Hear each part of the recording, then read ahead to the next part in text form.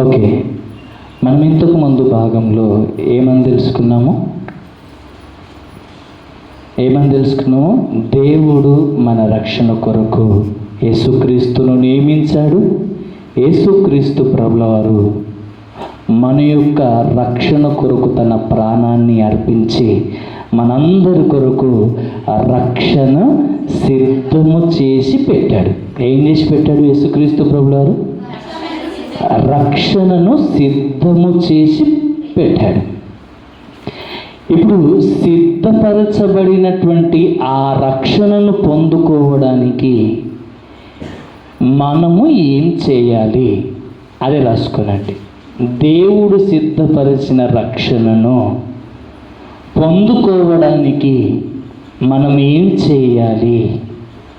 రక్షణ పొందుకొనుటకు నేనేం చేయాలి అని రాసుకున్నా పర్లేదు, ఏదైనా రాసుకున్నా.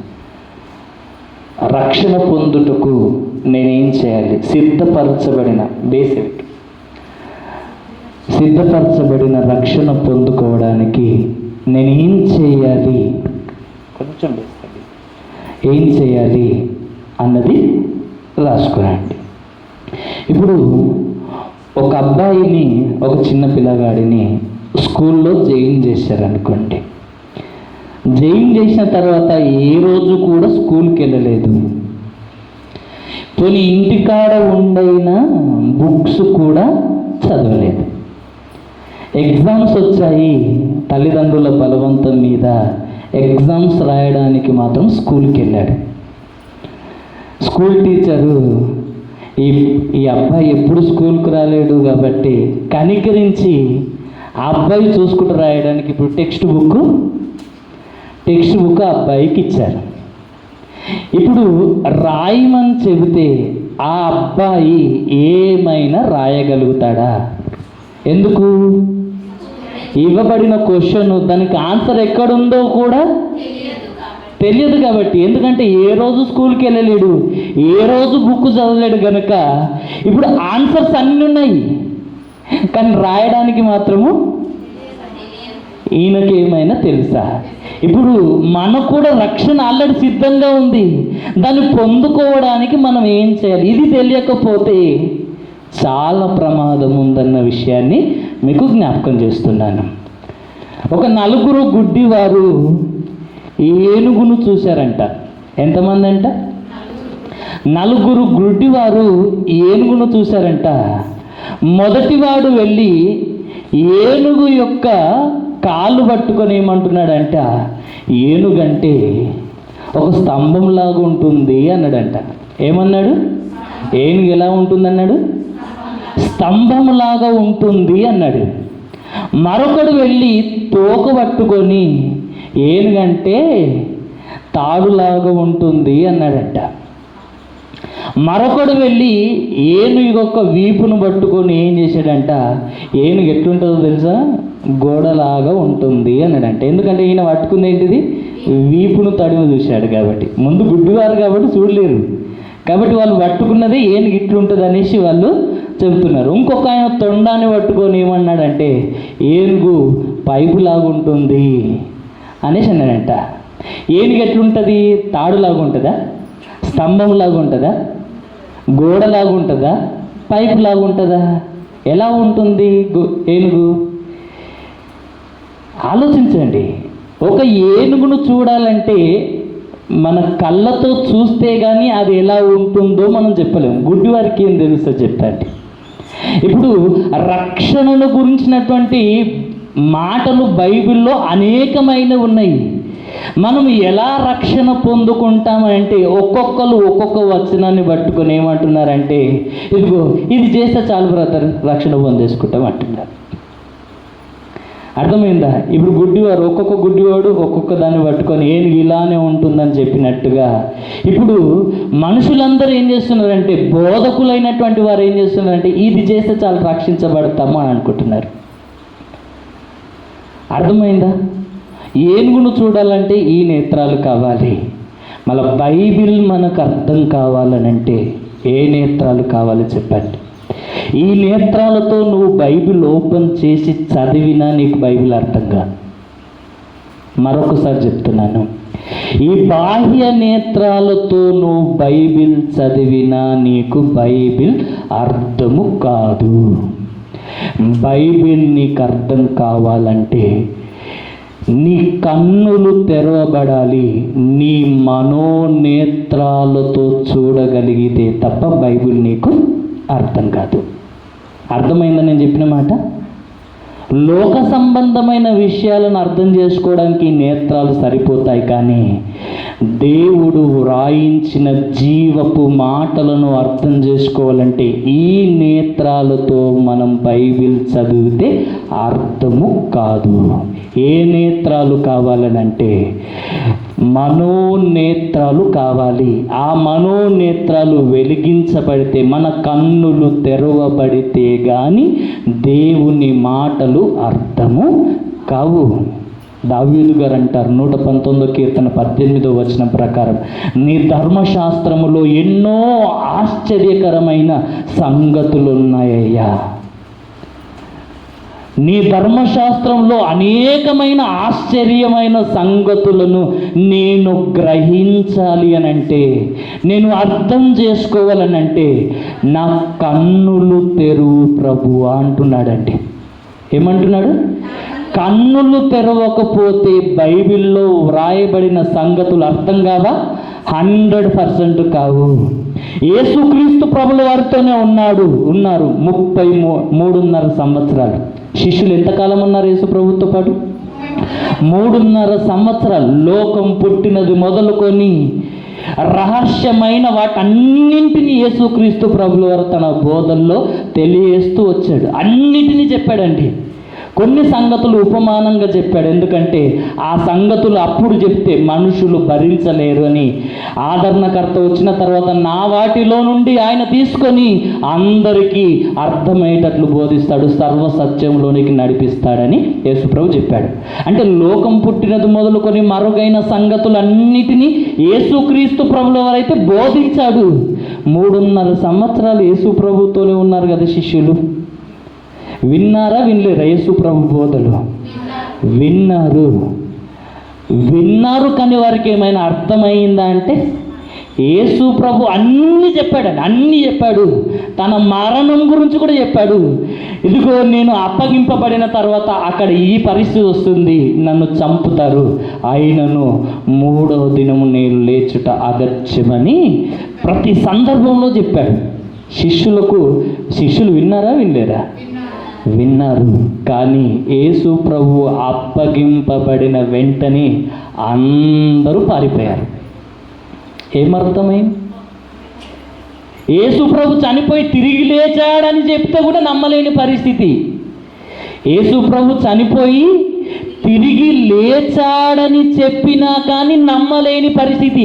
యేసు ప్రభు పరలోకము నుండి మరలా వచ్చి వారి కన్నులను తెరిచినప్పుడు అర్థమైందంట వాళ్ళకి. అప్పటి వరకు అర్థం కాలేదంట.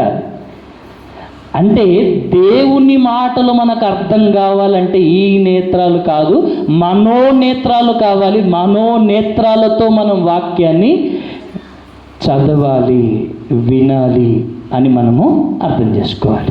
ఓకే, మార్కు సువార్త 16వ అధ్యాయము 16వ వచనంలో ఏమని వ్రాయబడిందో ఒకసారి మనం ఆలోచిస్తే, నమ్మి బాప్తిస్మము పొందువాడు రక్షణ పొందును అన్న మాట వ్రాయబడింది.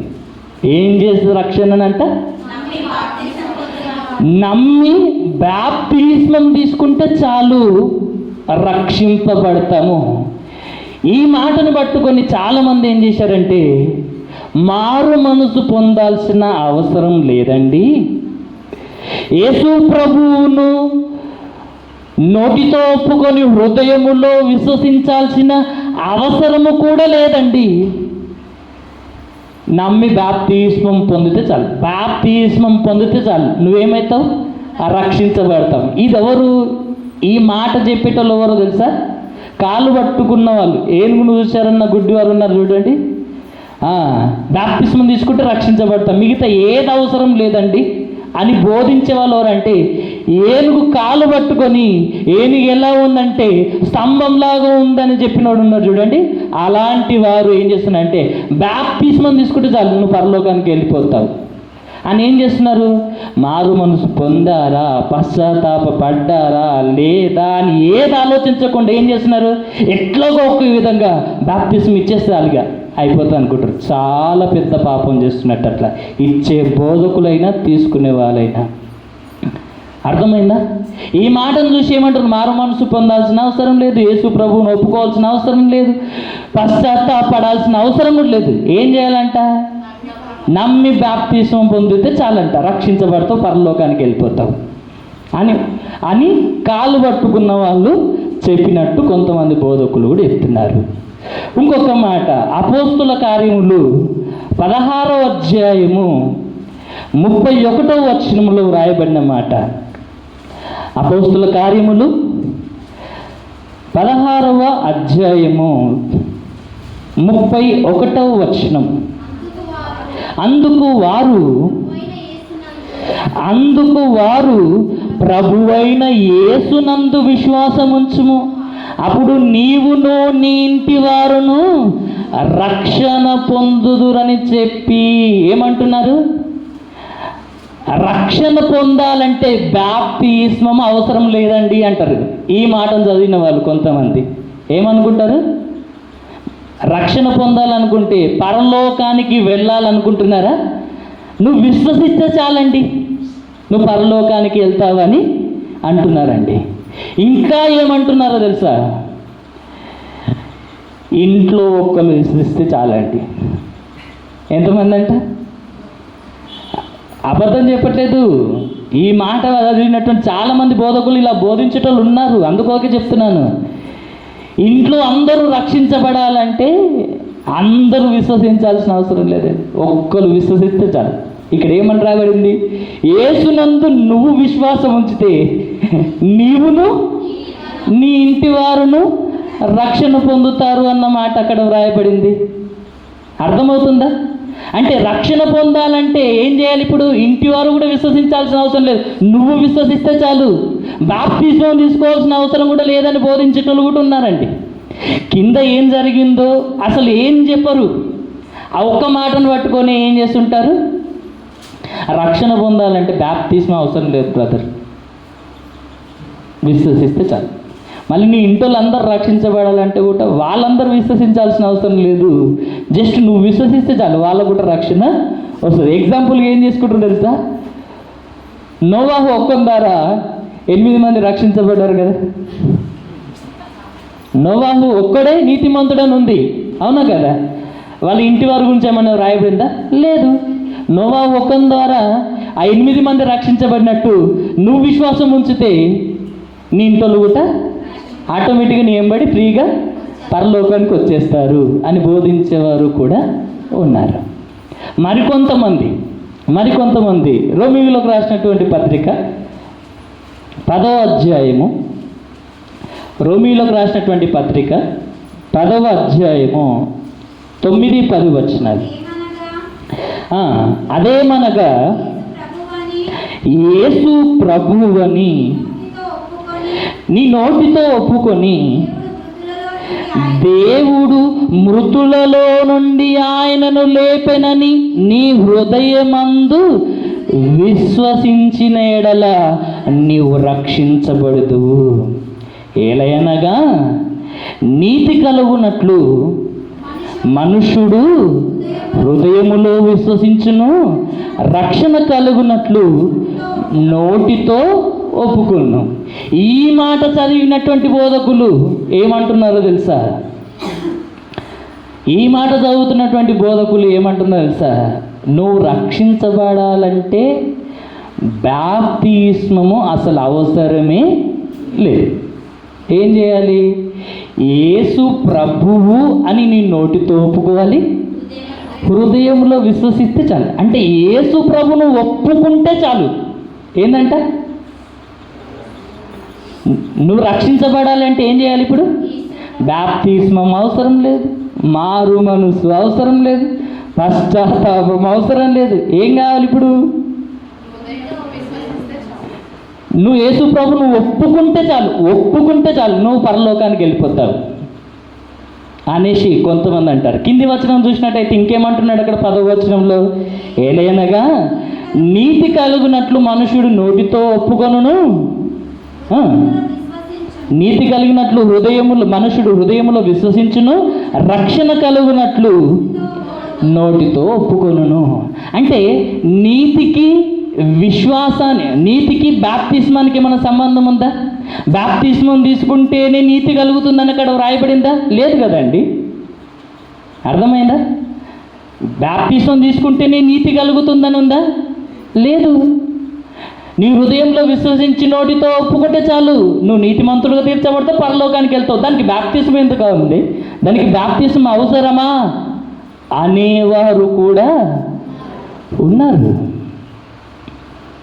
ఇంకా చూసినట్లయితే పేతురు రాసినటువంటి మొదటి పత్రిక 3వ అధ్యాయంలో, పేతురు రాసినటువంటి మొదటి పత్రిక 3వ అధ్యాయంలో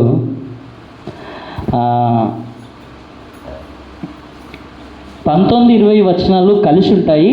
దానిలో చివరి మాట చదవండి, 21వ వచనము డైరెక్ట్ చదవండి. సరే, మొత్తం చదవండి. 19-20 వచనాలు చదివేసి 21వ వచనం. దేవుని యొక్క దీర్ఘశాంతము ఇంకా కనిపెట్టుచుండినప్పుడు పూర్వము నోవాహు దినములలో ఓడ సిద్ధపరచబడుచుండగా అవిధేయులైన వారి యొద్దకు, అనగా చెరలో ఉన్న ఆత్మల యొద్దకు ఆయన ఆత్మరూపిగానే వెళ్ళి వారికి ప్రకటించెను. ఈ మాట నుండి చదువుకోండి. ఆ ఓడలో కొందరు, అనగా 8 మంది నీతి ద్వారా రక్షణ పొందిరి. 21వ వచనం. దానికి సాదృశ్యమైన బాప్తిస్మము ఇప్పుడు మిమ్మును రక్షించుచున్నది. ఏమంటున్నాడు?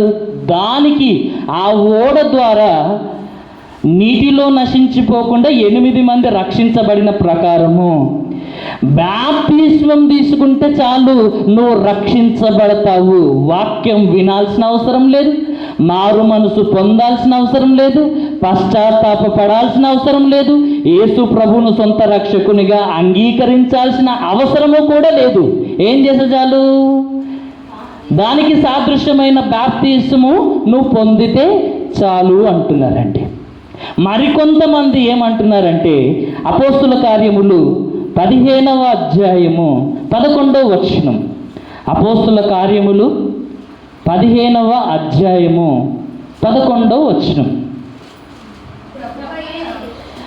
ప్రభువైన యేసు కృపచేత మనము రక్షణ పొందుదుమని నమ్ముచున్నాము కదా, అలాగే వారును రక్షణ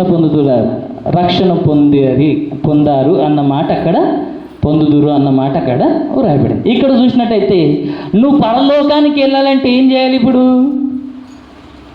బాప్తిస్మం కూడా తీసుకోవాల్సిన అవసరం లేదు, మారు మనసు పొందాల్సిన అవసరం లేదు, వాక్యాన్ని వినాల్సిన అవసరం లేదు, పశ్చాత్తాపడాల్సిన అవసరం లేదు, యేసు ప్రభువును సొంత రక్షకునిగా అంగీకరించాల్సిన అవసరం లేదు, అసలు ఏం చేయాల్సిన అవసరం లేదు. దేవుని కృప ఉంటే చాలండి. నువ్వు పాపం చేసినా కానీ దేవుడు నిన్ను పరలోకానికి తీసుకుని వెళ్తాడంట. ఇంకా కొత్త బోధ ఏంటో తెలుసా? పాపం చేసిన వాళ్ళందరూ కూడా చచ్చిపోతారంట నరకానికి, అంటే పాతాళంలోకి వెళ్ళిన తర్వాత మరలా వారికి బోధ జరుగుతుందంట. అర్థమైందా? మరలా వారికి బోధ జరుగుతుందంట. అప్పుడు బోధ చేసి వారందరినీ మార్చి పరలోకానికి తీసుకెళ్తాడంట. అట్లా బైబిల్లో ఎక్కడన్నా ఉందా? ఇది బోధించేటోళ్ళు లేరు అనుకుంటున్నారా? మీరు ఇంకా బయటికి వెళ్ళలేదు కానీ ఇంకా ఎన్ని రకాల ఇట్లాంటి బోధలు ఉన్నాయి తెలుసా? బ్రదర్ మీరు రక్షణ పొందారా అని అంటే బాప్తిసం తీసుకున్నాంటే, బాప్తిసం కాదు బ్రదర్, రక్షణ పొందారా లేదా అంటే, రక్షణ అంటే ఏంటిది, బాప్తిసం అంటే ఏంటిది అర్థమవుతుందా? రక్షణ అంటే ఏంటిది, బాప్తిస్మం అంటే ఏంటిది? రక్షణ బాప్తిసం ఒక్కటి కాదా? కాదు బ్రదర్. ఏంటిది? నేనేమో 2020వ సంవత్సరంలో రక్షణ పొందాను, 2023లో బాప్తిసం పొందాను. నిజం, రక్షణ వేరంట, బ్యాప్టిజం వేరంట. అందుకొరకు ఏమంటారు తెలుసా, బ్రదర్ మీరు రక్షణ పొందారా అంటే పొందాను బ్రదర్, బ్యాప్టిజం తీసుకుంటా. బ్యాప్టిజం రక్షణ పొందారా అని మాట్లాడుతుంటారంటే. ఇలాంటి వారు కూడా ఉన్నారు. మరికొంతమంది ఏం చేస్తున్నారు, అపోస్తులే కొరింథీయులకు రాసినటువంటి మొదటి పత్రిక 15వ అధ్యాయం 1 నుండి 4 వచనాలకు వ్రాయబడిన మాట. మరియు సహోదరులారా, నేను మీకు ప్రకటించిన సువార్తను మీకు తెలియజేయుచున్నాను, దానిని మీరు అంగీకరించితిరి, దాని అందే మీరు నిలిచి ఉన్నారు. మీ విశ్వాసం వ్యర్థమైతేనే కానీ నేను ఏ ఉపదేశ రూపముగా మీకు సువార్త ప్రకటించా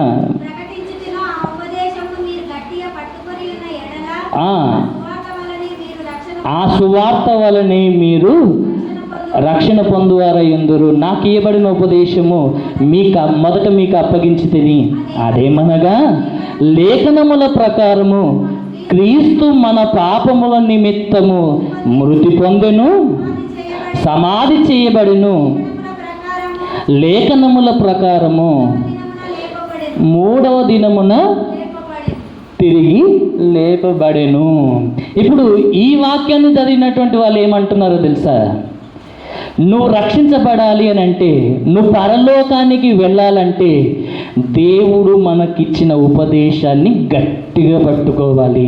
అక్కడ రాయబడింది చూడండి, దేవుడు మనకిచ్చినటువంటి ఉపదేశాన్ని గట్టిగా పట్టుకుంటే చాలు, నువ్వు పరలోకానికి వెళ్ళిపోతావు.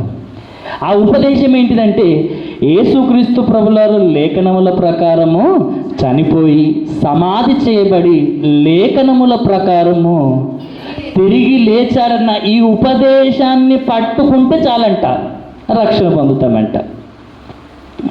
ఇంతకుముందు చెప్పారు కదా, కృపచేత మీరు రక్షించబడ్డారు అన్నమాట. అంటే ఏం అవసరం లేదు, బ్యాప్టిజం అవసరం లేదు, మారు మనసు అవసరం లేదు, అసలు పశ్చాత్తాపము ఇవేం అవసరం లేదంట. యేసు ప్రభువుని సొంత రక్షకునిగా అంగీకరించాల్సిన అవసరం కూడా లేదంట. ఆ మాటనే మనకు అంటే కృపచేత రక్షించబడ్డారన్నమాట ఎఫెసీలోకి రాసిన పత్రికలో కూడా 2వ అధ్యాయం 5వ వచనంలో చివరి మాటలో ఉంటుంది, మీరు కృపచేతనే రక్షింపబడి ఉన్నారన్న మాట అక్కడ మనకు వ్రాయబడి ఉంటుంది. చాలు అక్కడ ఉన్న మాట, లాస్ట్ మాట, మీరు కృపచేతనే రక్షించబడ్డారు అన్న మాట కూడా అక్కడ వ్రాయబడి ఉంటుంది. కొంతమంది ఏం చూపిస్తున్నారు చూడండి, రక్షణ పొందాలంటే, పరలోకం వెళ్ళాలంటే ఒక్కొక్కరు ఒక్కొక్క వచనాన్ని పట్టుకొని ఇది చేస్తే చాలండి పరలోకానికి వెళ్ళిపోతామంట. అసలు బైబిల్ ఏం చెప్తుంది, అసలు రక్షణ పొందుటకు నేను ఏం చేయాలి, ఇది తెలియకుండా ఏం చేస్తున్నారంటే, ఇంతకుముందు చెప్పాను కదా, స్కూల్కి వెళ్ళినటువంటి పిల్లగానికి స్కూల్ అంటే టెక్స్ట్ బుక్ ఇచ్చినా కానీ రాయలేకపోతున్నాడు. కారణం ఏంటిదంటే, ఎప్పుడు స్కూల్కి వెళ్ళలేడు, ఎప్పుడు చదవలేడు, ఏ ఆన్సర్ ఎక్కడ ఉంటుందో కూడా తెలియని పరిస్థితి. ఈనాడు బోధించే బోధకులు కూడా ఎలా ఉన్నారంటే గుడ్డివారై బోధిస్తున్నారు.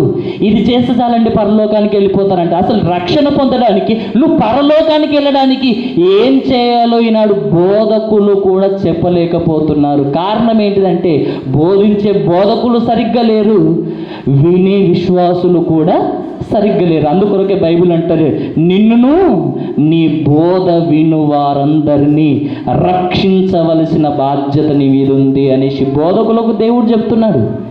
ఇప్పటికి మనం ఎన్నో సంవత్సరాలైంది రక్షణ పొంది బాప్తిస్మం తీసుకొని, ఇప్పటికీ మనం ఎలా ఉన్నామంటే ఏబిసిడీలు కూడా బైబిల్లో రాలేని పరిస్థితి.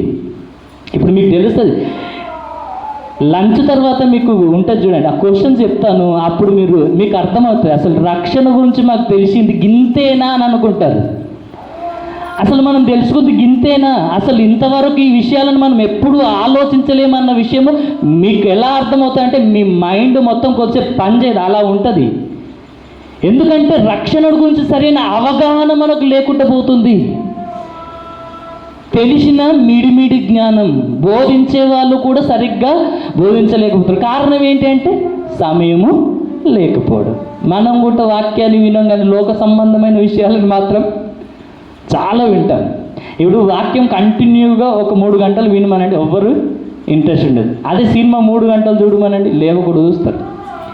అసలు దేనికి ప్రాధాన్యత ఇస్తున్నారండి మనిషి? హాలిడే ఉందనుకోండి, టీవీ దగ్గర కూర్చుంటే సాయంత్రం దాకా మధ్యలో ఆకలి కూడా గుర్తుకు రాదండి, అంత ఇన్వాల్వ్ అయిపోతారు చూడండి. అంటే పనికిరానివి చూస్తందుకేమో ఇంత ఆసక్తి ఉంటుంది.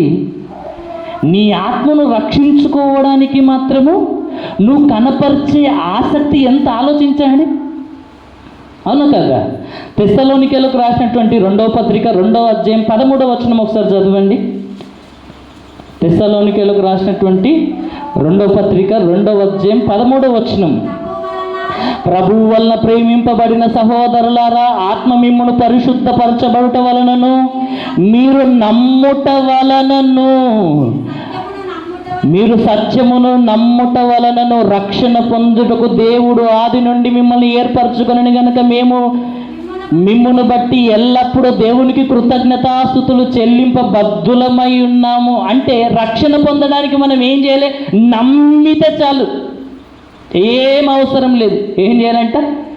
నమ్మితే చాలు రక్షించబడతాము అని కొంతమంది అంటున్నారు. మరి కొంత విషయం అపోస్తుల కార్యములు 15వ అధ్యాయం 1వ వచనం. అపోస్తుల కార్యములు 15వ అధ్యాయము 1వ వచనం చదువుకుంటే అక్కడ వ్రాయబడిన మాట, కొందరు యూదయ నుండి వచ్చి మీరు మోషే నియమించిన ఆచారము చొప్పున సున్నతి పొందితేనే తప్ప రక్షణ పొందలేరని సహోదరులకు బోధించి. ఇదొక రకమైన బోధ.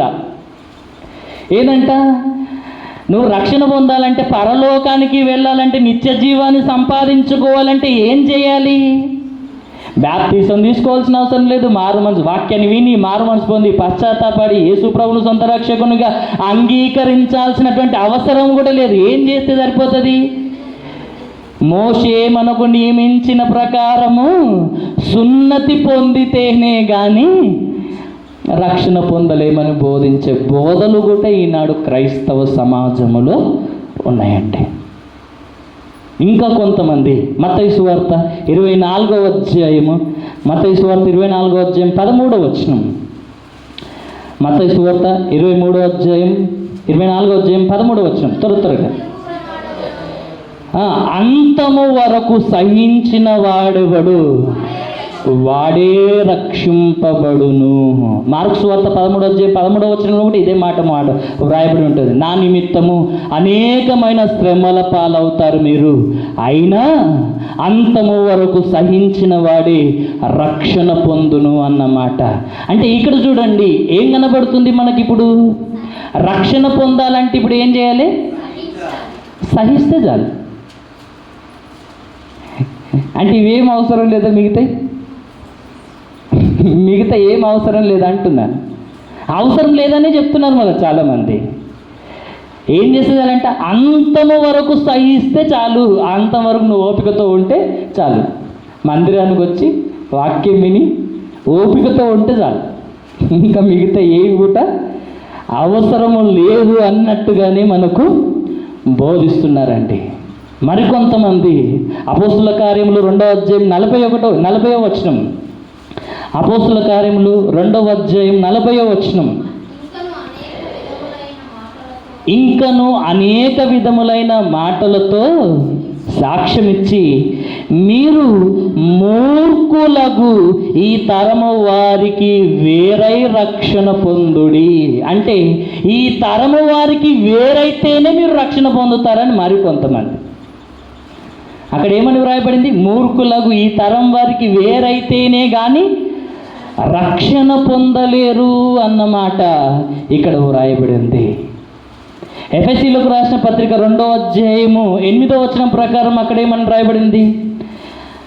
అక్కడ మీరు విశ్వాసము చేత కృపచేతనే మీరు రక్షింపబడి ఉన్నారు అన్నమాట వ్రాయబడింది. మిగతా దాని ద్వారా కాదు రక్షణ, విశ్వాసము కృపచేతనే రక్షణ ఉంది. ఇది ఉంటే చాలు పరలోకానికి వెళ్ళిపోతాము అనేసి బోధిస్తున్నారు. మరికొంతమంది రోమీయులకు రాసిన పత్రిక 8వ అధ్యాయము 24వ వచనము. ఇన్ని మాటలు ఉన్నాయంటే ఇన్ని మాటలు ఉన్నాయి. మళ్ళీ మనకెన్ని తెలుసు? అంతకుముందు 4 తెలుసు, అవునా కదా? ఇప్పుడు చూడండి ఎన్ని కనబడుతున్నాయి. రోమీయులకు రాసిన పత్రిక 8వ అధ్యాయము 24వ వచనము, ఏలైనగా మనము నిరీక్షణ కలిగి రక్షింపబడితిమి. మనం ఎలా రక్షించబడ్డామంట? బాప్తిస్మం వల్ల రక్షించబడలేదు బ్రదర్, నిరీక్షణ వలన రక్షించబడ్డాము. ఈ నిరీక్షణ ఉంటే సరిపోతుంది, మిగతా ఏవి మనకు అవసరము లేదు అన్నట్టుగా మనకు చాలామంది బోధిస్తున్నారంటే. ఈ రకమైన బోధలు మీరు వినలేరేమో కానీ ఇవి సమాజంలో చాలా వరకు మనకు కనబడతాయి. అందుకొరకే చాలామంది ఏంటంటే రక్షణ కొరకు కనిపెట్టాలంట. ఎందుకంటే రక్షణ కొరకు కనిపెట్టాలంట.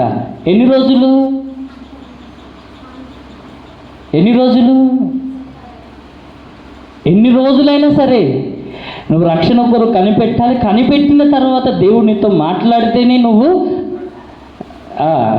రక్షణ పొందుకున్న తర్వాత మరలా బాప్తిసం తీసుకోవాలంట. తీతుకు రాసినటువంటి పత్రిక 3వ అధ్యాయం 5వ వచనం. తీతుకు రాసిన పత్రిక 3వ అధ్యాయము 5వ వచనం, మనము నీతిని అనుసరించి చేసిన క్రియల మూలముగా కాక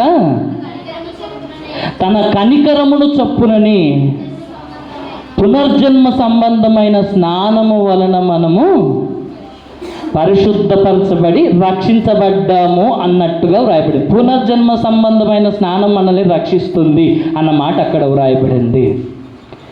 ఒకసారి అపోస్తుల కార్యములు 2వ అధ్యాయము 21వ వచనం కానీ, రోమీయులకు రాసిన పత్రిక 10వ అధ్యాయం 13వ వచనం కానీ ఈ 2 మాటలు చదువుకుంటే, రోమీయులకు రాసిన పత్రిక 10వ అధ్యాయం 13వ వచనము, రోమీయులకు రాసిన పత్రిక 10వ అధ్యాయము 13వ వచనం, ఎందుకనగా ప్రభువు నామమును బట్టి ప్రార్థన చేయువాడెవడు వాడు రక్షించబడును. నువ్వు పరలోకానికి వెళ్ళాలంటే ఏం అవసరం లేదు బ్రదర్. బాప్తిసం తీసుకోవాలని చెప్తున్నారా? అవి అబద్ధమైన బోధలు.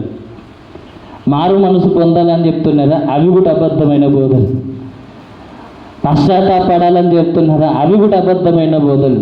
యేసు ప్రభువును సొంత రక్షకునిగా అంగీకరించాలా? అవి కూడా అబద్ధమైన బోధలు. ఏం చేయాలి? ప్రార్థన చేస్తే చాలు బ్రదర్, నువ్వేమైపోతావు? పరలోకానికి వెళ్ళిపోతావు. ఉంది కదా అక్కడ. వాళ్ళందరూ చూపించేది ఎక్కడికి వెళ్ళి చెప్పండి వాక్యాలు, బైబిల్లో నుండి. అవునా కదా? ఈ 4 గుడ్డి వాళ్ళు చూసింది ఏదని? ఏనుగునే. కానీ ఒక్కొక్క దాన్ని పట్టుకొని ఏనుగు ఇలా ఉంటుంది అని ఇంతకుముందు చెప్పారు కదా. ఈనాడు వాక్యాన్ని బోధించే బోధకులు కూడా ఇలానే తయారైపోయి ఏం చేస్తున్నారంటే ప్రార్థన చేస్తే చాలు రక్షించబడతారు అన్నమాట చెప్పిస్తున్నారు. ఈ ప్రార్థన చేస్తే రక్షించబడతాం అన్నమాట అపోస్తుల కార్యం 2వ అధ్యాయం 21వ వచనంలో కూడా ఈ మాట ఉంటుంది. ప్రభువు నామమును బట్టి ప్రార్థన చేయవాడెవడో వాడు రక్షించబడును. ఇప్పుడు రక్షణ పొందాలంటే ఏం చేయాలి చెప్పాడు. ఇన్ని వాక్యాలు ఉన్నాయి కదా. ఇన్ని వాక్యాలలో రక్షణ పొందాలంటే, పరలోకానికి వెళ్ళాలంటే మనం ఏమి చేయాలి? ఎందుకంటే ఇవన్నీ విషయాలు ఏం చెప్తున్నాను, మీరు రక్షణ పొందారు కదా, బాప్తిసం తీసుకున్నారు కదా, మీకెందుకు చెప్తున్నానంటే ఈ అవగాహన అందరికీ లేదు. రేపు వాక్యాన్ని బోధించలేకన్నా చెప్పాలని అనుకుంటున్న మీరు తెలుసుకోవాలన్న ఉద్దేశంతో ఇవి చెప్తారు. ఇవి బేసిక్సే, అర్థమైందా? పాఠం కరెక్ట్ చెప్తే సుమారు 19 భాగాలు చెప్పాలి. నేను 19 భాగాలు చెప్పాలి. ఫస్ట్ పార్ట్ చెప్పాను కదా, ఫస్ట్ పార్ట్ ఈ పార్ట్ ఒకటే పాఠం. నేను ప్రిపేర్ చేసుకున్న దాంట్లో ఒకటే భాగం. ఇప్పుడు ఒక భాగం చెప్పడానికి సుమారు 2 గంటలు టైం పడుతుంది. ఇప్పుడు ఇంకొకటి చెప్తే సమయం కూడా అయిపోతుంది. ఇంకా ఎన్ని ఉన్నాయి? 16 ఉన్నాయి. అప్పుడు మనకు రక్షణ గురించి పూర్తిగా అర్థమవుతుంది. ఇప్పుడు మనం తెలుసుకుంటే బేసిక్స్ దగ్గరనే ఉన్నాం. ఇవి కూడా తెలుసుకోకపోతే ఎట్లా అనేది నా తాపత్రయం. ఇప్పుడు వాక్యాన్ని చెప్పడానికి వెళ్ళినప్పుడు ఎవరికైనా చెప్పడానికి ఈ అవగాహన కూడా లేకపోతే వాక్యాన్ని ఏం బోధిస్తాం అంటున్నా, ఏం చెప్తాం వాళ్ళకు అన్న ఉద్దేశంతోనే ఇవన్నీ మాటలు నేను జ్ఞాపకం చేయాల్సి వస్తుంది. అర్థమైందా? కాబట్టి ఇన్ని మాటలు ఉన్నాయి కదా, ఏం చేస్తే రక్షణ పొందుతాము? ఇప్పుడు వంట వండాలంటే ఇప్పుడు కర్రీ చేయాలి, కూర వండాలంటే ఏం చేయాలి? టమాటాలు ఒక్కటి వేస్తే అయిపోతుందా? ఏం చేయాలి చెప్పండి? అవునా కదా? ఇప్పుడు టమాటా కర్రీ వండాలి లేదా వంకాయ కర్రీ వండాలి అంటే ఏం చేస్తే సరిపోతుంది అంటున్నా? టమాటా కోసి దాని మీద వేస్తే చాలు టమాటా కర్రీ అయిపోతుంది అంటారా? ఏం కావాలి చెప్పండి? దాంట్లో ఏమేమి కావాలో అన్నీ వేయాలా? ఓన్లీ టమాటాలు వేస్తే సరిపోతుందా? ఇప్పుడు రక్షణ పొందాలంటే ఏంటంటారు? ఒక్కటే చెప్తున్నారు, అన్నీ కాదు. అసలు ఇవన్నీ ఎలా అప్లై చేసుకోవాలనేది ఇప్పుడు మనం తెలుసుకొని అసలైన సందర్భంలోనికి మనము వెళ్ళిపోతాం. కొంతమంది ఉంటారు, ఎలా ఉంటారంటే వాళ్ళు, ఎగ్జాంపుల్ చెప్తాను. మారు మనసు పొంది వాక్యాన్ని విని మారు మనసు పొంది పశ్చాత్తాపడి బాప్తిస్మం తీసుకోవాలా? బాప్తిస్మం తీసుకున్న తర్వాత వాక్యం విని పశ్చాత్తాపడి మారు మనసు పొందాలా? ఏం చేయాలి చెప్పండి? కొంతమంది ఏం వినకుండా డైరెక్ట్ వచ్చి బాప్తిస్మం తీసుకుంటారండి. అస్సలు తీసుకోవద్దు అట్లా. ఎందుకంటే నువ్వు నిలబడు, అట్లుంటే 100% నువ్వు నిలబడు. బాప్తిస్మం గురించి సరి అయిన అవగాహన లేకుండా నువ్వు తీసుకోవద్దు. వాస్తవంగా చెప్పాలంటే బాప్తిస్మం గురించి తెలుసుకొని నువ్వు తీసుకోవాలి. చాలామంది ఎట్లున్నారంటే విని విశ్వసించి మారు మనసు పొంది పశ్చాత్తాపడి యేసుప్రభువుని సొంత రక్షకునిగా అంగీకరించి బాప్తిస్మం తీసుకుంటారు. కొంతమంది ఎలా ఉంటారంటే పెళ్లి కోసం కానీ ఏదన్నా అర్జెంటుగా తీసుకుంటే వాళ్ళు ఎట్లుంటారంటే వినకుండానే డైరెక్ట్ వచ్చేసి బాప్తిస్మం తీసుకుంటారు. బాప్తిస్మం తీసుకున్న తర్వాత వాక్యం విని మారు మనసు పొందితే ఇది క్రమం అంటున్నా. అడ్జస్ట్ చేసుకోవచ్చా? బాప్తిస్మం ఒకటే కదా, ఉందా లేదా బైబిల్లో? ఏమని ఉంది బైబిల్లో? బాప్తిస్మము ఒకటే. ఎప్పుడు తీసుకుంటే ఏమైంది బ్రదర్? ముందు తీసుకున్నా ఏం కాదు, తర్వాత తీసుకున్నా ఏం కాదని అడ్జస్ట్ కావచ్చు అంటున్నా. అడ్జస్ట్ అయిపోతే దేవుడు ఒప్పుకుంటాడు అంటున్నా. ఇప్పుడు నువ్వు ఒక బస్సు ఎక్కావు, అది నువ్వు వెళ్ళే చోటుకు, అంటే నువ్వు అనుకున్న చోటు కాకుండా వేరే చోటుకు వెళ్తుంది అని తెలిసింది అనుకో, ఎక్కిన తర్వాత దిగుతావా? ఏడికైనా సరే పోతలే అని అనుకుంటావా? ఏం చేస్తాం మనము? బస్సు ఎక్కిన తర్వాత అది వేరే చోటుకు వెళ్ళిపోతుంది, వేరే చోటుకు వెళ్తుందంటే వెంటనే దిగిపోతాం. అడ్జస్ట్ అయిపోయి దాంట్లోనే కూర్చుంటే ఏ బస్సు ఎక్కినా మా ఊరికి పోతా అని అనుకుంటే అర్థం అవుతుంది అంటున్నా. ఏ బస్సు ఎక్కినా మన ఊరికి పోము, ఏ బస్సు ఎక్కాలో ఆ బస్సు ఎక్కాలి. అడ్జస్ట్ కాము. అక్కడ తెలియకపోతే ఏం చేస్తాం మనము? అడిగి మరి తెలుసుకుంటాం. నిజమా కాదా? అడిగి మరీ తెలుసుకుంటాము. మళ్ళీ బాప్తిసం విషయంలో మనం ఎందుకు నిర్లక్ష్యం చేస్తున్నాము ఆలోచించాలి. ఓకేనా? ఇప్పుడు బాప్తిస్మము తీసుకోవాల్సినటువంటి క్రమం గురించి మనం తెలుసుకొని ఈ పాట మనం ముగించేసుకున్నాం. ఒక 5-10 నిమిషాలు జస్ట్. ఇప్పుడు ఇన్ని మాటలు ఉన్నాయి కదా, సుమారు 15-16 రిఫరెన్స్లు చూపించిన. అంతకుముందు జస్ట్ 4 రిఫరెన్స్లు చూపించుకున్నాం. ఇప్పుడు 15-16 రిఫరెన్స్ చూపించిన రక్షణ పొందాలంటే ఏం చేయాలని. ఇప్పుడు అన్ని మాటల్లో ఒక క్రమ పద్ధతిగా మనము వాటిని అమర్చుకుంటూ రక్షణ పొందడానికి మనము ఒక మంచి క్రమాన్ని నేర్చుకొని ఇతరులకు బోధించే వారిగా మనము ఉండాలి. ఓకేనా? సరే. ఇప్పుడు బైబిల్లో ఒక మాట ఉంది, నమ్మి బాప్తిస్మం పొందినవాడు రక్షింపబడును అన్న మాట మనకు మార్కు సువార్త 16వ అధ్యాయం 16వ వచనంలో రాయబడింది. క్రమాన్ని రాసుకుంటే మీరు రాసుకునండి. ఓకేనా? నమ్మి బాప్తిస్మం పొందినవాడు రక్షించబడును అంటే బాప్తిస్మము తీసుకుంటే రక్షణ అన్న మాట బైబిల్లో ఉంది. ఉందా లేదా? ఉంది. నమ్మి బాప్తిస్మం తీసుకుంటే రక్షణ. పేతురు రాసినటువంటి మొదటి పత్రికలో 2వ అధ్యాయములో అక్కడ మనకు కనబడిన మాట 21వ వచనంలో, దానికి సాదృశ్యమైన బాప్తిస్మము ఇప్పుడు మిమ్మును రక్షించుచున్నది. పునర్జన్మ సంబంధమైన స్నానము వలన మనము రక్షింపబడ్డాము అన్నమాట. తీతుకు రాసిన పత్రిక 3వ అధ్యాయం 5వ వచనంలో ఈ 3 దేని కొరకు చెప్తున్నాయి అంటే బాప్తిస్మం కోసం చెప్తున్నాయి. అంటే మొదటగా మనిషి ఏం చేస్తున్నాడంటే బాప్తిస్మం తీసుకుంటే రక్షణ పొందుకుంటాము అన్న మాటలు ఈ 3 రిఫరెన్స్లు మనకు తెలియజేస్తున్నాయి. మళ్ళీ బాప్తిస్మం తీసుకోకముందు మనం ఏం చేయాలి? ఇప్పుడు అర్థమైందా? బాప్తిస్మం తీసుకోకముందు మనం ఏం చేయాలి అంటున్నాడు. బాప్తిస్మం తీసుకుంటే రక్షించబడతాము. బాప్తిస్మం తీసుకోకముందు ఏం చేయాలి? రోమీయులకు రాసిన పత్రికలో 10వ అధ్యాయంలో 9-10 వచనాల్లో వ్రాయబడిన మాట, యేసు ప్రభువును ఒప్పుకోవాలి. ఏం చేయాలంట? యేసుక్రీస్తు ప్రభుల వారిని మనం ఏం చేయాలంట? నోటితో ఒప్పుకొని హృదయములో విశ్వసించాలి. ఏమని ఒప్పుకోవాలి?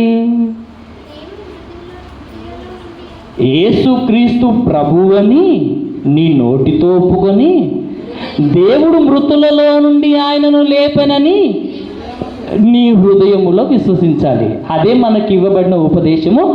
కొరింథీయులకు రాసిన మొదటి పత్రిక 15వ అధ్యాయము 3వ వచనం 4వ వచనం 3వ వచనంలో వ్రాయబడిన మాట. అక్కడేమని వ్రాయబడింది? లేఖనముల ప్రకారం యేసు చనిపోయి సమాధి చేయబడి తిరిగి లేచనని విషయాన్ని మనం ఎలా నమ్మాలంట? యేసుక్రీస్తు ప్రభువులో చనిపోయి సమాధి చేయబడి తిరిగి లేచాడన్న విషయాన్ని ఎలా నమ్మాలంట? నా పాపముల కొరకు చనిపోయి సమాధి చేయబడి తిరిగి మృతులలో నుండి లేచాడని నోటితో ఒప్పుకోవాలంట, హృదయములో విశ్వసించాలి. రక్షణ కలగడానికి ఒక క్రమం. బాప్తిస్మం తీసుకోవాలి.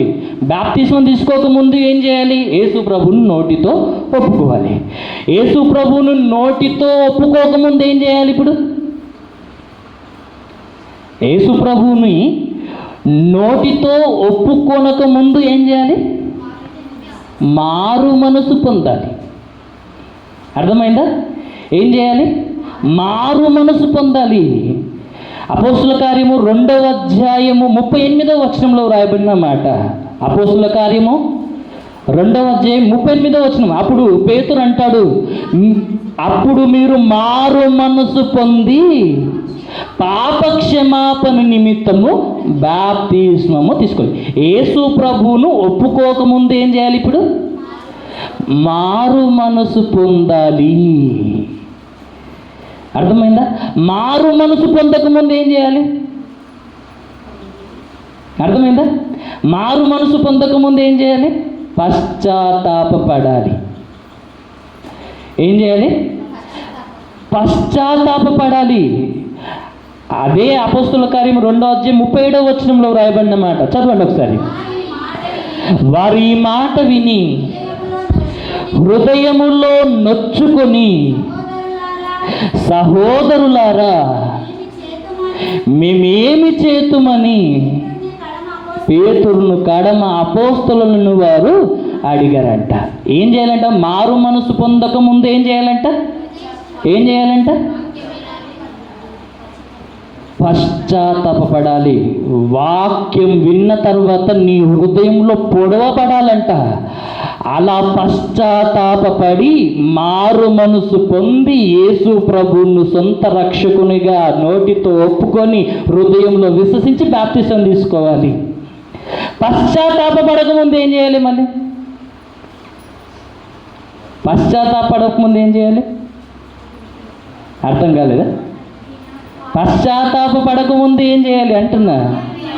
అపోస్తుల కార్యములు 16వ అధ్యాయము 31వ వచనం. ఏం చేయాలంట? విశ్వసించాలి. అందుకు వారు యేసునందు విశ్వాసం ఉంచుము, అప్పుడు నీవును నీ ఇంటి వారును రక్షణ పొందుదురు అన్న మాట అక్కడ వ్రాయబడింది. అంటే ఏం చేయాలి? పశ్చాత్తాపపడకముందు ఏం చేయాలి? విశ్వాసం ఉంచాలి.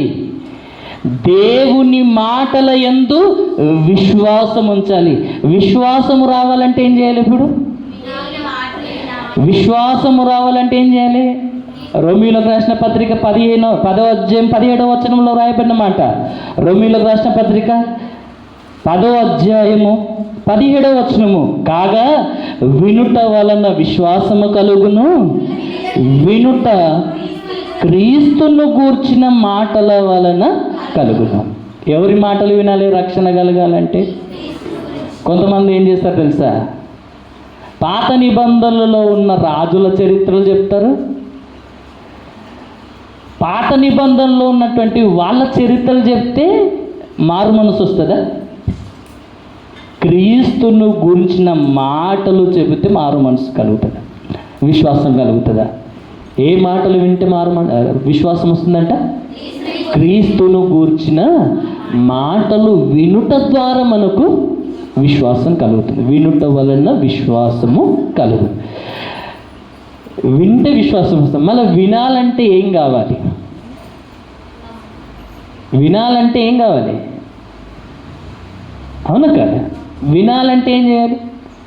వాక్యాన్ని ప్రకటించేవారు కావాలి. అర్థమైందా? వాక్యాన్ని ప్రకటించేవారు కావాలి. వాక్యము చెప్పడానికి పంపబడాలి. వాక్యము చెప్పువారు పంపబడాలి. అదే మాట ఇదే రోమీలోకి రాసినటువంటి పత్రికలో మనకు 14వ వచనంలో వ్రాయబడి ఉంటుంది. లేదంటే 13వ వచనం నుండి చదువుకుందాం. ఎందుకనగా ప్రభువు నామమును బట్టి ప్రార్థన చేయవాడెవడో వాడు రక్షించబడును. వారు విశ్వసింపని వానికి ఎట్లు ప్రార్థన చేస్తారు? అర్థమైందా? ఇప్పుడు ప్రభువు నామమును బట్టి ప్రార్థన చేయవాడు రక్షణ పొందుతాడని కూడా మనం ఇంతవరకు చదువుకున్నాము. మళ్ళీ విశ్వసించని వానికి ఎలా ప్రార్థన చేస్తారు? ఇప్పుడు ప్రార్థన చేయాలంటే కూడా ఏం కావాలి? ఇప్పుడు ఖచ్చితంగా విశ్వాసం ఉంచాలి. విశ్వాసం ఉంచితేనే కదా నువ్వు ప్రభువుకు ప్రార్థన చేస్తావు. ఏమని? బాప్తిస్మంలో ఏమని ఒప్పుకుంటున్నాము? మొట్టమొదటిగా ప్రభువా నేను పాపిని అని ఒప్పుకుంటున్నాం. అవునా కదా? బాప్తిస్మంలో మనం ఏం ఒప్పుకుంటున్నాము? ప్రభువా నేను పాపిని అని ఒప్పుకుంటున్నాము. విశ్వాసం ఉంచితేనే కదా మనం ప్రభు నామమును బట్టి ప్రార్థన చేసేది. నెక్స్ట్ ఇంకేమంటున్నాడు? 14వ వచనంలో వారు విశ్వసింపని వానికి ఎట్లు ప్రార్థన చేయుదురు, వినని వానిని ఎట్లు విశ్వసించుదురు. అర్థమైందా? వినకుండా ఎలా విశ్వసిస్తారు? విశ్వసించకుండా ఎలా ప్రార్థన చేస్తారు? అర్థమైందా? ఇప్పుడు వినాలన్నా, ప్రార్థన చేయాలన్నా, విశ్వసించాలన్నా ఏం కావాలంట? ప్రకటించువారు పంపబడాలి. ఇప్పుడు దేవుడు ముందుగా అనుకున్న ఆయన రక్షణ ప్రణాళిక నెరవేరాలంటే ఇప్పుడు ఎవరు కావాలి? ప్రకటించేవారు కావాలి. ఎక్కడికి వచ్చింది? ఇప్పుడు ప్రకటించే వారి దగ్గరకు వచ్చింది. దేవుని యొక్క సంకల్పంలో రక్షణను గురించిన ఎన్నో ఆలోచనలు చేసుకున్నాడు కదా. ఆ రక్షణ గురించి జగత్తు పునాది వేయబడక ముందే ఆలోచించాడని మనం తెలుసుకున్నాం. మన రక్షణ కొరకు యేసు ప్రభువు నియమించాడు. ఆయన మన రక్షణ కొరకు తన ప్రాణం పెట్టి రక్షణను సిద్ధపరిచాడు. ఆ రక్షణను పొందుకోవడానికి మనం ఏం చేయాలో నేర్చుకుంటున్నాము. ఆ రక్షణ, ఆ దేవుని సంకల్పం అంతా నెరవేర్చబడాలంటే ప్రకటించువారు పంపబడాలి. అందుకొరకే దేవుడు ఏమంటాడు తెలుసా? యెషయాతోటి నా నిమిత్తము ఎవడు పోవును, నేను ఎవరిని పంపెదను అంటున్నాడు. అర్థమైందా? ఆయన సంకల్పం ఈ భూమి మీద జరగాలంటే ఎవరు కావాలంటే దేవునికి ప్రకటించేవారు కావాలి. మనము ఎలాంటి వాళ్ళము? ఎన్ని సంవత్సరాలైనా వినడానికే అలవాటు పడ్డాం, కానీ బోధించడానికి, చెప్పడానికి మాత్రం మనము. సాతానుడు మనల్ని ఎలా పెట్టేశాడంటే వినే స్థితిలోనే నువ్వు ఉండాలి. ప్రకటించకూడదు. ప్రకటిస్తే దేవుని సంకల్పం నెరవేరుతుంది, దేవుని చిత్తం జరుగుతుంది, దేవుడు సంతోషిస్తాడు, మనుషులందరూ రక్షణ పొందాలన్న దేవుని ఉద్దేశం నెరవేరుతుంది. అది జరగొద్దంటే ఇప్పుడు ఏం చేయాలి? ఇప్పుడు నిన్ను వినే స్థితిలోనే ఉంచాలి. అందుకొరకు సాతానుడు చాలా మందిని వినే స్థితిలోనే ఉంచేస్తాడు. నిజంగా అండి, అవునా కాదో మనం ఆలోచించాలి. ఇందుని గురించి వ్రాయబడినటువంటి మాట అక్కడ చూడండి. ప్రకటించువారు పంపబడాలి. ఆ ప్రకటించేవారు పోవాలనే దేవుడు కోరుకుంటున్నాడు. ఆయన బాధపడుతున్నాడు.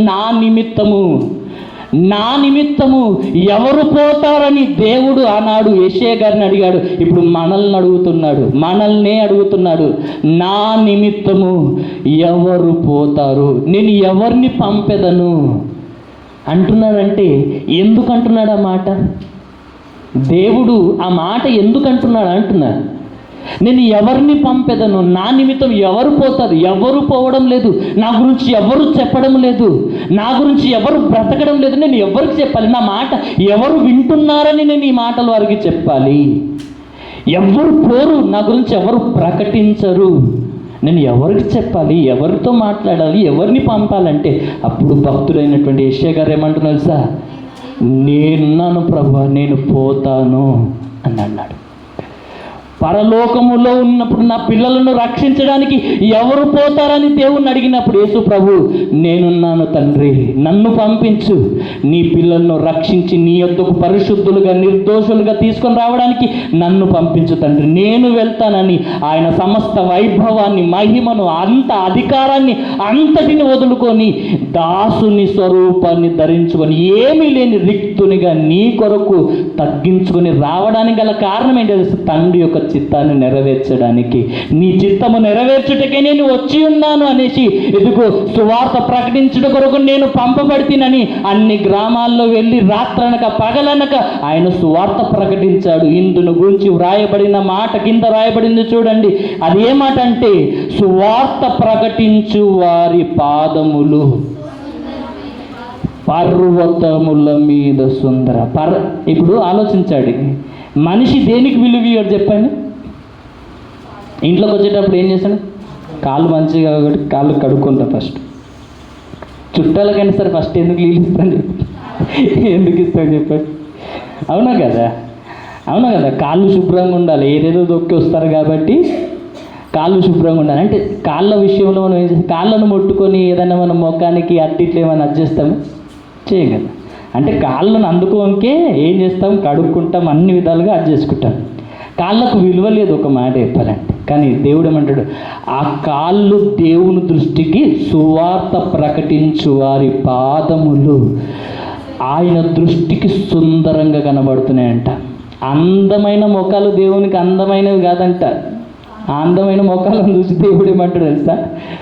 వివేకం లేని సుందర స్త్రీ కానీ పురుషుడు కానీ ఎవరైనా సరే కానీ పంది ముక్కున ఉన్న బంగారు కమ్మి లాంటిది. ఏం లాభం చెప్పండి? అది ఏడమూతి పెడుతుంది. అవునా కదా? విలువ ఉంటుందా? అప్పుడు ఆలోచించండి. నీ పాదములకు దేవుడిస్తున్న విలువ ఆయన దృష్టికి విలువైనవంట. కనుక ఈ పాదములకు ఏం తొడుకోవాలండి? సమాధాన సువార్త వలనైనా సిద్ధ మనసును జోడు తొడుక్కోవాలని వాక్యము ద్వారా దేవుడు మనతో మాట్లాడతాడు. రక్షణ పొందే క్రమము ఇది. కానీ ఈ రక్షణ వాక్యము ప్రకటిస్తున్నప్పుడు అనేక మంది ఏ స్థితిలో ఉంటారో తెలుసా? ఈ సువార్తను ప్రకటిస్తున్నప్పుడు కొంతమంది వినే స్థితిలోనే ఉంటారు. మరికొంతమంది ఏ స్థితిలో ఉంటారో తెలుసా? విని విశ్వసించే స్థితి. సంఘములు ఇవన్నీ స్థితులు కనబడతాయి. మీరు చూడండి, కొందరు వినే స్థితి వరకే ఉంటారు. వింటారు అంతే. ఏం విన్నామంటే ఏం లేదు. అవును కదా? కొందరు ఏం చేస్తారు? విని విశ్వసించే స్థితి. అర్థమైందా? విని విశ్వసించే స్థితి. మరికొందరు ఉంటారు, వింటారు, విశ్వసిస్తారు, పశ్చాత్తాపపడతారు. వీళ్ళ స్థితి. మరికొందరు ఉంటారు, వింటారు, విశ్వసిస్తారు, పశ్చాత్తాపపడతారు, మారు మనసు పొందుతారు. ఆ స్థితి వరకు మాత్రమే ఉంటారు. మరికొంతమంది ఉంటారు, వింటారు, విశ్వసిస్తారు, మారు మనసు పొందుతారు, పశ్చాత్తాపడతారు, యేసు ప్రభువును నోటితో కూడా ఒప్పుకుంటారు, కానీ బాప్తిసం తీసుకోరు. మరికొందరు ఇవన్నీ చేస్తూ బాప్తిసం కూడా తీసుకుంటారు. ఇప్పుడు నేను చెప్పబోయే విషయం ఏంటిదంటే, సువార్త విన్నవారు ఎక్కడికి నడిపించబడాలి అని అంటే బాప్తిస్మం దగ్గరికి నడిపించబడాలి. మీకు అర్థమైందా? సువార్త విన్నవారు ఎక్కడికి నడిపించబడాలి? చివరికి బాప్తిస్మం దగ్గరికే నడిపించబడాలి. విశ్వసించిన వారు ఎక్కడికి నడిపించబడాలి? బాప్తిస్మం దగ్గరికి నడిపించబడాలి. పశ్చాత్తాపపడిన వారు ఎక్కడికి నడిపించబడాలి? బాప్తిస్మం దగ్గరికి నడిపించబడాలి. మారు మనసు పొందిన వాళ్ళు ఎక్కడికి నడిపించబడాలి? బాప్తిస్మం దగ్గరికే నడిపించబడాలి. ఇంకా చెప్పాలంటే యేసు ప్రభు నోటితో ఒప్పుకున్న వారు కూడా, అంగీకరించిన వారు కూడా ఎక్కడికి నడిపించబడాలి? బాప్తిస్మం. ఎందుకంటే దానికి సాదృశ్యమైన బాప్తిస్మము ఇప్పుడు మనలను రక్షిస్తుంది. కాబట్టి మనం ఏం చేయాలంట? వీరందరూ కూడా ఎక్కడికి నడిపించాలి అంతిమంగా అంటే బాప్తిస్మము దగ్గరికే నడిపించబడాలి. ముగించేస్తున్నాను. బాప్తిస్మము దగ్గరికే నడిపించబడాలి. బాప్తిస్మం పొందువాడు రక్షణ. ఈ బాప్తిస్మం అనేది ఇప్పుడు ఆజ్ఞ. బాప్తిస్మం తీసుకోకపోతే పరలోకము పోవు. ఇవన్నీ చేసి బాప్తిస్మం తీసుకోవాలి. ఇది క్రమం. ఇప్పుడు పొందుకున్న రక్షణను మనం ఏం చేయాలో తెలుసా? పొందుకున్న రక్షణను కాపాడుకోవాలా, పోగొట్టుకోవాలా? కాపాడుకోవాలి. మనం కాపాడుకుంటున్నామా, పోగొట్టుకుంటున్నామా? దేవుని వాక్యం రాయబడింది, ఆ రక్షణలో ఎదగాలి, ఆ రక్షణను కొనసాగించుకోవాలి, ఆ రక్షణను కాపాడుకోవాలి అని దేవుని వాక్యం మనకు తెలియజేస్తుంది. కాబట్టి అంతిమంగా ఒక మనిషి రక్షించబడాలంటే ఇవన్నీ చేస్తూ బాప్తిస్మం దగ్గరికి నడిపించబడాలి. కాబట్టి వింటున్న మనం అందరము కూడా ఒక మనిషిని అన్ని విధాలుగా దేవుని వాక్యాన్ని బోధించి బాప్తిస్మం దగ్గరికి నడిపించాలని కోరుకుంటూ ముగిస్తున్నాను. ఇచ్చిన మాట దేవుడు దీవించును గాక. ఆమేన్.